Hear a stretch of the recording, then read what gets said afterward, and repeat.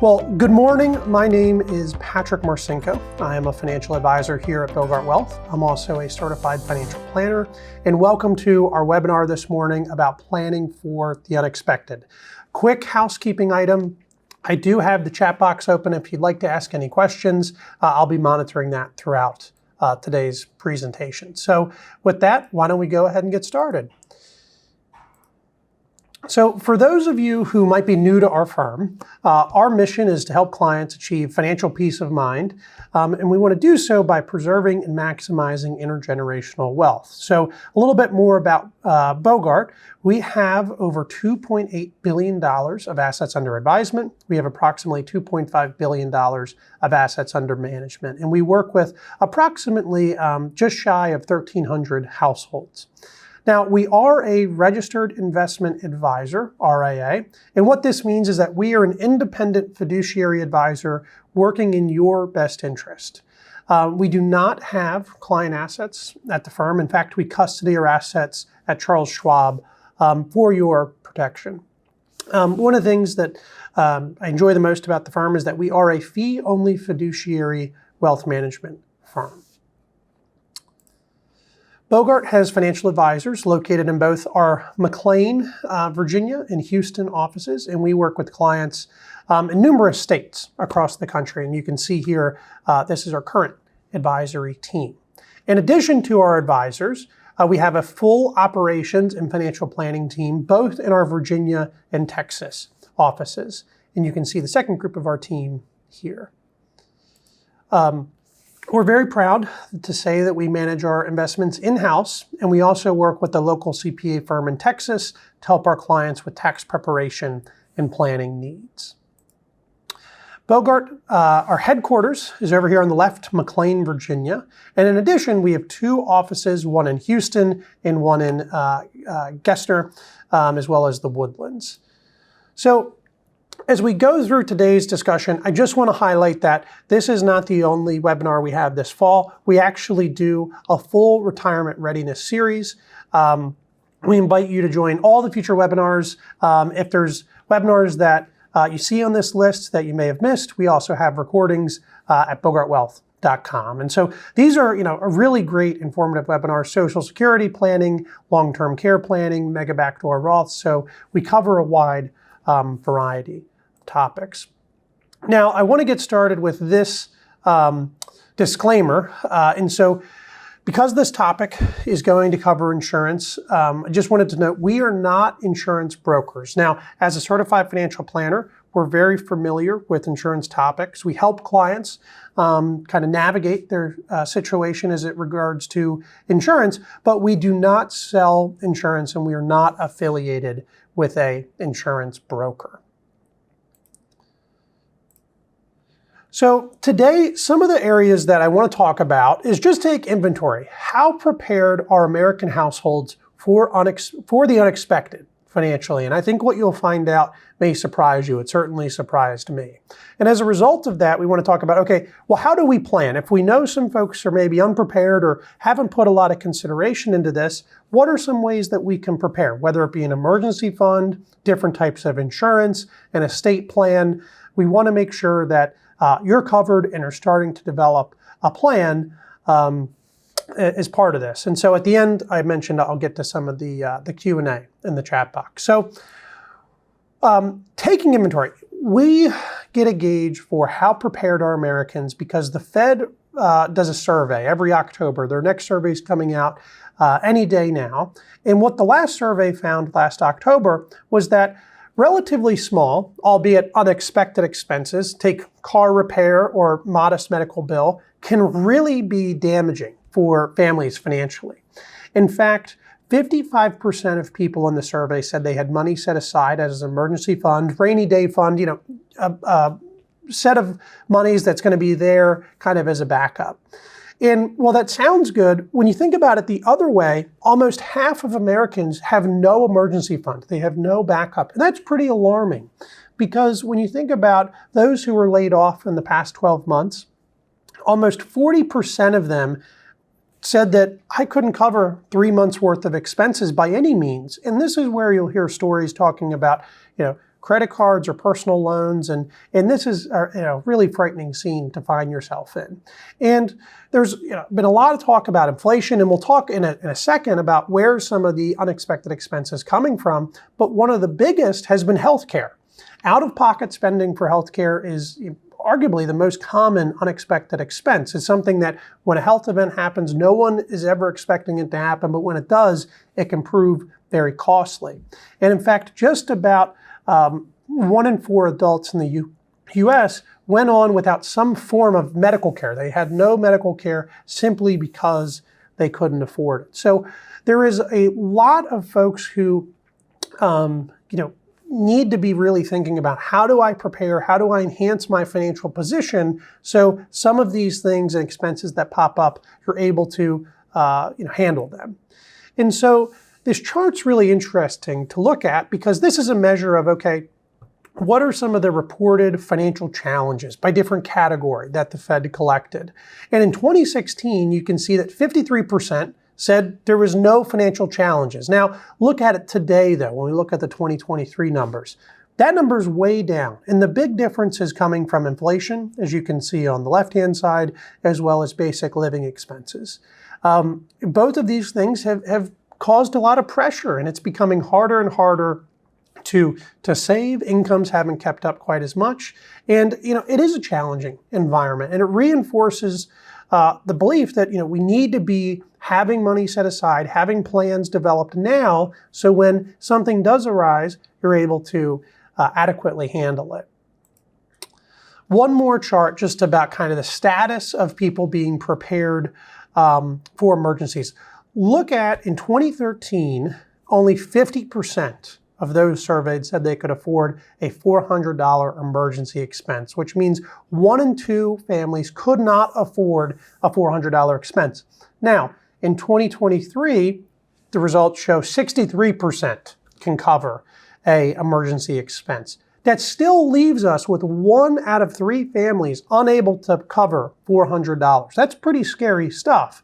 And the chart, in a way, is almost misleading, because due to inflation, we know that a $400 expense in 2013 was a lot bigger deal than a $400 expense in 2023. And so, there's a lot of folks who could benefit from some more, call it intentional planning. So let's shift to, how do we prepare? One of the bedrocks of being prepared for the unexpected is having an emergency fund. Now, a general rule of thumb is it's a good idea to keep anywhere from 3 to 6 months worth of living expenses in an emergency fund. Now, whether you decide to keep 3 months or 6 months depends on a multitude of different factors. Think job stability, your debt situation, do you have a mortgage? And ultimately, one thing I talk to a lot of people about, what's your comfort level? If something were to happen, would you be comfortable with 3 months or 6 months? I know some people, they have very secure financial situations, but they're like, hey, I want to have 6 months in cash. It's going to help me sleep better at night. So if you're in the 3 to 6 month range in terms of the size of your emergency fund, you're doing really well. Now, the exact recommendation is going to, like I said, it depends. And one thing that we work with folks on is, how do we start building an emergency fund? Let's say that you're not quite at the 3 months. Well, how do we get there? How do we get to 6 months worth of savings? And what I'd say is 2 things. Number 1, start small, but also number 2, make sure you're consistent in your savings. We could start with maybe saving 1 or 2% of income, start with saving another kind of common thought process I've seen is save half of every raise that you get. But the biggest thing is you have to be consistent. Save $100, $200, $300 a month, or even $25, $50 to build up that emergency bucket. Now, the other question we'll get a lot is, okay, well, where is an emergency fund? What constitutes an emergency fund? And that really is kind of 2 places that we see. Number 1, high yield savings accounts, as well as money market funds. These are places that have pretty good interest rates at the moment, but they also are places where the money's going to be there when you need it. And that's the most important part of an emergency fund, is that the funds are going to be there when you need it. And you don't know when you're going to need it, so liquidity matters significantly as it relates to emergency funds. So emergency funds, we'll talk about it more throughout today's presentation, but a really, really important part of a financial plan. Next portion is life insurance. And I'm sure you've all heard about life insurance in some capacity. Life insurance is a vital part of a financial plan. And what I'd say, though, is that, there's the question, well, how much do I need? And the answer to that is you really need to do a financial plan to know exactly how much and what type of life insurance you should have. As a rough approximation, though, if you take 10x your salary plus call it maybe $100,000 per each child, dependent child, that's a decent range for coverage. But what we would strongly recommend is to be more analytical and strategic when thinking about how much coverage makes sense for you, your spouse, or your family.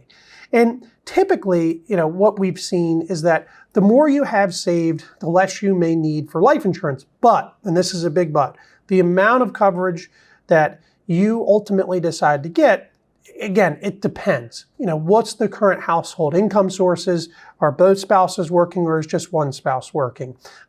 What's things like job stability look like? How much is left on a mortgage? But also the question of, okay, in the event of a premature death, what sort of position does your family want to leave the surviving spouse in? And that can really help gauge, how much insurance might be right for you. And as a side note, to the amount of coverage you have, typically group term life insurance through your employer, this is becoming a very popular benefit to be added, is typically not enough coverage for families, particularly growing families, in the sense that it doesn't provide, close to the rough approximations of 10x salary, et cetera, but also this, coverage, the group coverage from work can cease. It can lapse when, or if you separate from service. So looking at options outside of your employer coverage is a very, very smart thing to do. Shifting gears a little bit, so disability insurance. This is, I'd say, one of the most overlooked insurance coverages because disability is a surprise to most. But the chances of you having an event where you cannot work due to disability at some point in your career is actually rather high. And disability coverage aims to protect your income in the event that you are unable to work. Now, there are many nuances to what classifies as disability and when benefits may kick in, but you want to make sure when you're working with your financial advisor as well as your insurance agent that you clearly understand what type of disability coverage you have, when benefits will kick in, and how long they will kick in. Now, in some cases, Social Security or even your employer will offer some sort of disability coverage. I've seen employers offer anything from 3 to 6 months, sometimes maybe even a year of income if you become disabled. But the big takeaway from disability insurance is a loss of income for an extended period of time can really damage your financial plan. And so a well-funded emergency fund as well as disability insurance are crucial in protecting you and your family. So if this is not something that you've talked with your advisor about, or maybe your insurance agent, ask him about it. Does disability make sense for me? It's worth having that conversation. Other types of insurance, we're not going to go in depth about these, but incredibly important to have: home insurance, auto insurance, and liability insurance. If there's questions about these, we're happy to talk after today's discussion. But let's shift to, I'd say, one of the more popular types of coverage as of late, and that's umbrella insurance. And essentially what this is, it's a policy that adds, call it an extra layer, an umbrella of insurance that goes beyond the limits of your homeowners and auto insurance. Now, to get umbrella insurance, you may have to increase the deductibles on your homeowners, renters, auto policies, but this typically will offset the cost of umbrella in the event that you have a claim. And umbrella is really interesting because when you think about umbrella, if you're talking, coverage amounts generally range from $1 million to $5 million. But that may seem like a lot of coverage, but the cost for that coverage isn't a whole ton. I mean, $1 million of coverage, it costs roughly about $400 a year. So to add this extra liability coverage for only $400 a year, for a lot of families, it can make sense. And this is another one to ask your advisor about is, does this make sense for me? So we're going to shift gears a little bit. We talked about insurance. Let's talk about estate planning. And now, not only are we going to talk about estate planning upon passing, but we're going to talk about estate planning while you're living. And in this discussion of talking about the unexpected, we do know that there is one thing in this world that's certain, and that's death and taxes. And nevertheless, most people are unprepared for this certainty. So let's discuss and jump into what happens if you don't have an estate plan. Now, it's incredibly important to have and keep your estate plan up to date. But if you don't have one while you're alive, if that were to happen, you can become declared incompetent in a court of law, and you're going to see a lot of extra cost and delays in the ability to make decisions about your care, not only financial care, but health care as well. And some surveys that we've seen, about 2 out of every 3 U.S. adults have no plan in the event that they were to become incapacitated during their life. Now, after life, if you were to pass and you had no estate plan, non-probate assets would pass to their beneficiaries.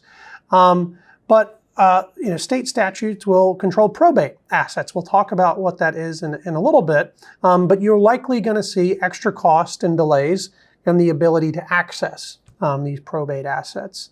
And it's really important to note that a lot of U.S. adults don't have a will. And this is something we'll talk about in a couple slides, but it's important to have an estate plan, and let's talk about why. So a big myth is that estate planning is only for those who may be retired or at older ages. That is not true. Estate planning is for everyone. And the reason being is because incapacity can happen to anyone at any age. And if we think about someone becoming incapacitated and they don't have a plan, then what's going to happen is the court is actually going to appoint you a guardian, which can be concerning because oftentimes the court-appointed guardian may not know exactly what you would have wanted. Now, the estate planning for incapacity is not just talking about your investments or bank account. It's also talking about things like healthcare directives, as you can see here, and property management tools, so there can be help with your health, medical care, personal care, your property, as well as your legal and financial affairs. So estate planning extends well beyond just your investment and bank accounts. Diving deeper, talking about healthcare directives, something that I'd say most people aren't as familiar with as they are wills and trust and whatnot. So thinking about starting on the left here, what is a living will? So with a living will, you'll have to think about all the possible scenarios where you want a specific action taken after some sort of event. And then what you want to do is put your wishes in writing so that the reader of this living will can clearly understand them. You don't want to leave anything up to interpretation. So that's the note about a living will. Durable power of attorney for healthcare. Commonly, you'll hear this more so called a healthcare proxy. What it does is it lets one or more of your family members, or it doesn't necessarily have to be family, it could be a trusted individuals, they're called agents. It allows them to make medical decisions for you. And unlike a living will, this type of healthcare directive, you don't have to envision specific circumstances. It kind of enables a general kind of a decision-making process, the healthcare proxies. Lastly, this is becoming a one much more popular of late is a DNR. What a DNR stands for is do not resuscitate. So a DNR order is used for a different purpose than the healthcare proxy and the living will. So for example, let's say that you're in the hospital lingering and suffering from a terminal illness, and you don't want the hospital staff to take kind of a life-saving measure. If you suddenly go into like a cardiac arrest or a respiratory arrest. And to make sure that your wishes are carried out, you may want to get your doctor to issue you a DNR. And a DNR is a legal form. It's signed by both you. You got to have it by you and your doctor. That's posted by your bed to give staff members the permission they need to carry out your wishes. Now, some states require their own DNR form. Some states require one DNR form if you're in the hospital, a different DNR form. I've seen this if you're in a nursing home. So you really want to spend some time with your estate team, with your financial advisor, going through the nuances of DNRs, but they are incredibly important, especially as healthcare technology, healthcare services enhance the ability to resuscitate, expand. So some states don't recognize some of these healthcare directives. So depending on your state, you might need just a living will, you might need two of these things, a proxy and a living will, you might need all three. And so this is where an advisor, this is where an estate attorney can really come into play and help guide you on, what do you need based on where you're at, etc.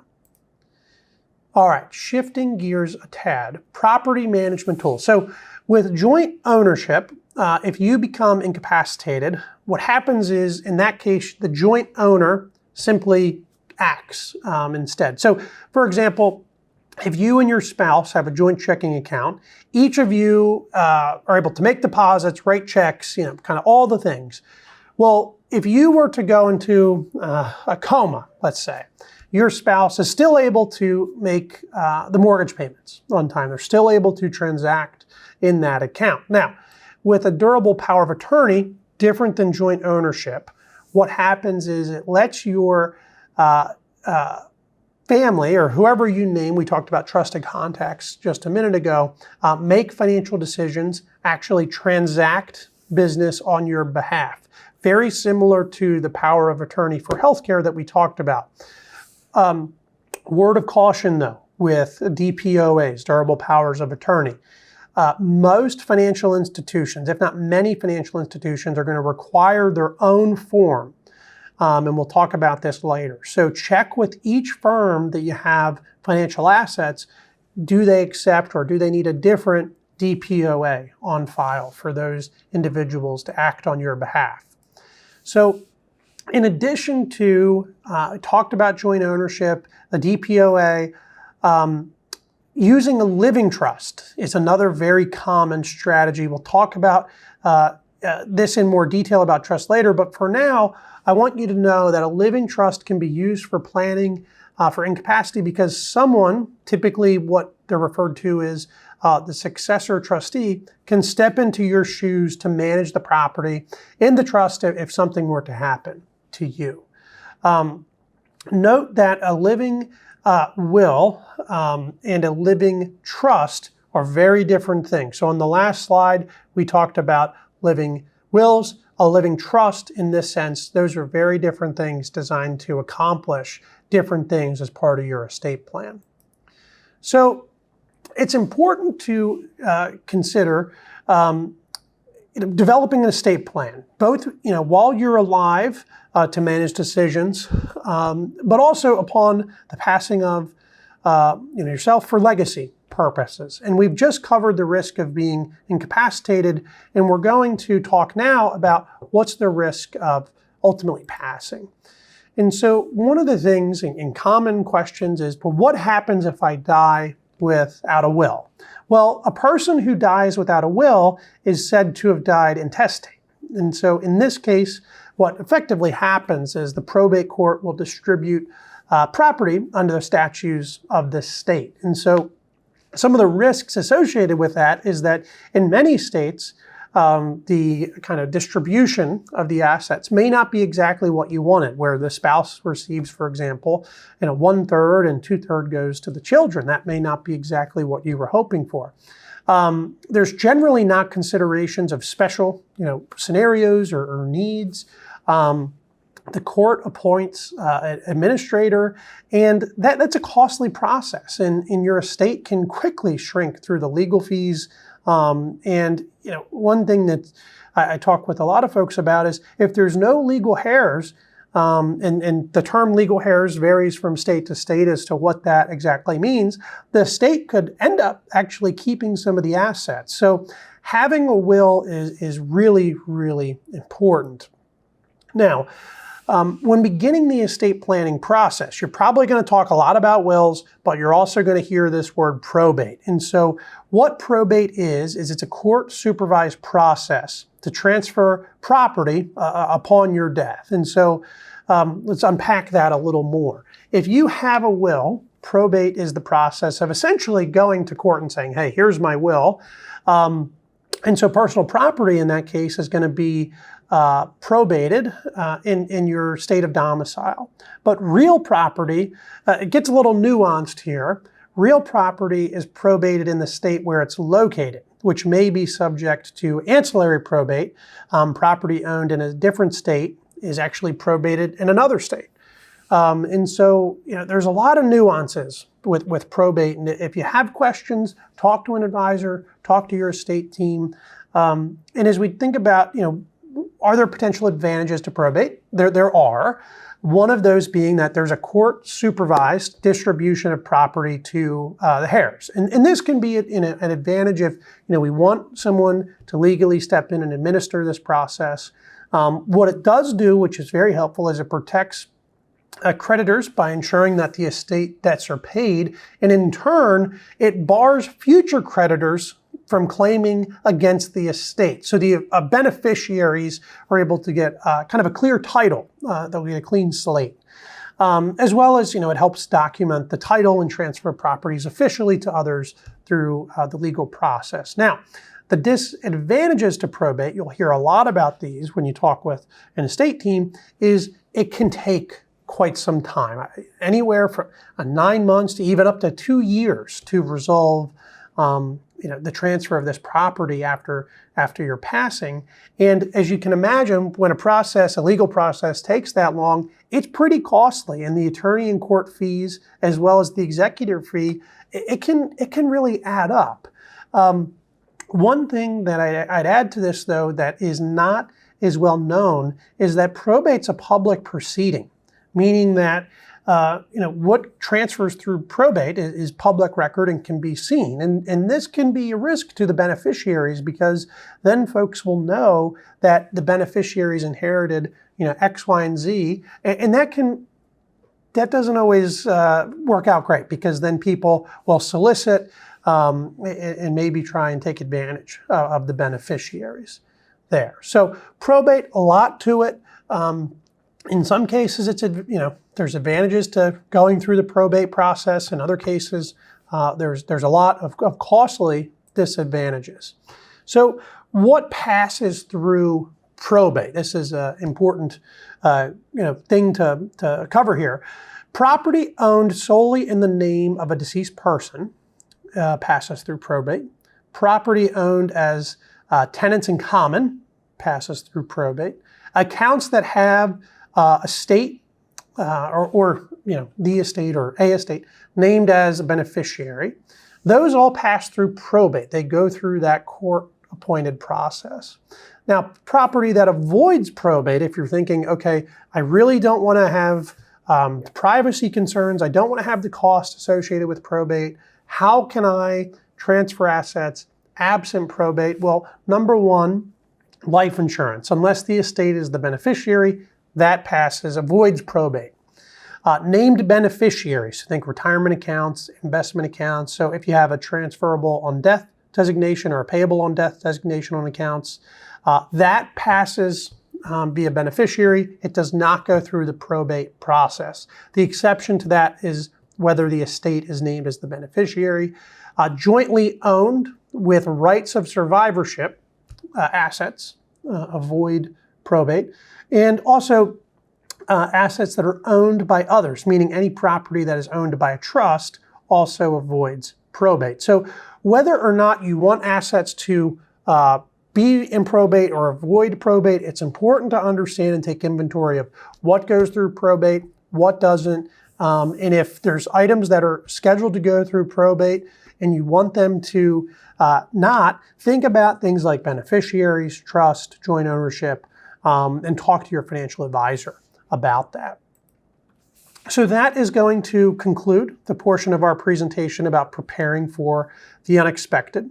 If you don't have a financial plan, there's never a bad time to take the steps to get one. And we talked about all the reasons that having a financial plan and coordinating that with your estate plan is vital. And having both of those things work in tandem can not only prepare you for the unexpected while you're living, but also as part of your legacy. And so at Bogart Wealth, we're always happy to meet with you to learn a little bit more about your situation and determine how we might be able to help. And when looking for a financial advisor, we wanted to share a couple things that you may want to know. And number one is, what sort of qualifications do they have? Are they a certified financial planner? You want someone who knows your retirement plan, someone who knows the IRS rules, and ultimately has navigated a couple different, business cycles that they've been, tested per se. But you also, outside of the qualification list, you want someone who's open, someone who provides financial planning based on your needs and your risk tolerance, not just a cookie cutter, off-the-shelf type of plan. And ultimately, that should translate to a plan in which you can understand, a plan where if you have a financial plan, you have a good idea, hey, this is why we're doing X, or this is why we're doing Y, here's the direction we're heading. All those things are qualities that you might want to consider when selecting an advisor. And like I mentioned, at Bogart Wealth, we're always happy to meet with you to learn a little bit more about your situation. If you're interested in contacting us with any questions, bogartwealth.com/contact. Like I mentioned, we have offices here in the DC area, McLean, Virginia, as well as 2 offices in Houston. With that, I don't think there's any questions in the chat box, so I want to thank everyone for joining today. If you're interested in learning more about our content, our webinars, what's coming up in terms of the Bogart Wealth news, Facebook, LinkedIn, Instagram, YouTube, give us a follow. We would greatly appreciate it. And with that, we want to say thank you very much and have a great rest of your day.